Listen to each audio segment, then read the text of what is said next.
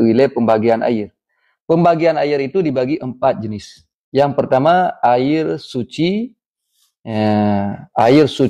lagi menyucikan. Yang kedua dengan i mutlak. I suci jita tajib, lagi menyucikan, jita pakai untuk berwuduk, jita pakai arah najis, jita pakai untuk mandi junub. Yalah, nyan i mutlak, i suci lagi menyucikan. Yang kedua, air suci lagi menyucikan tapi makruh ketika dipakai. Yang disebut dengan air musyammas, air yang dipanaskan oleh matahari dengan syarat-syaratnya. I suci jita tajib dan jita wudu, jita mandi junub, jita arah najis, cuman makruh tak pakai bak badan dengan syarat-syarat wajib. Yang kedua i yang dipersuum le mata urau. Kemudian yang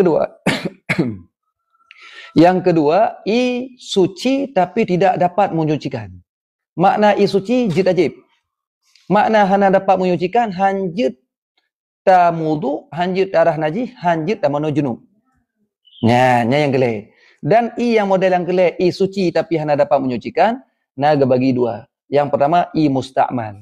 I yang terpisah daripada basuhan wajib dan anggota wajib, yang iyan hana teruh dua pula, yang inyan watai tacuk hana tanit ketemu i. Yang kedua i musta'mal.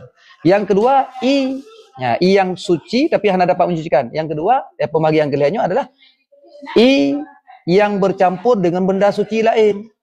Contoh i tabur sirup kaji ke i sirup, i tabur kopi kaji ke i kopi, i tabur teh kaji i teh, i campur dengan sabun kaji ke i sabun.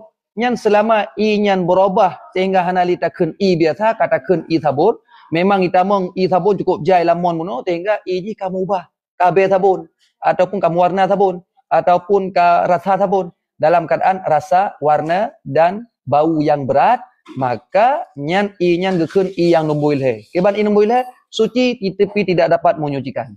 Kan i najis. Suci tapi hanjit le untuk tamudu, hanjit le tamano junub. Jadi laganya. Nampak kan? Ya, yang mana? Kemudian yang keput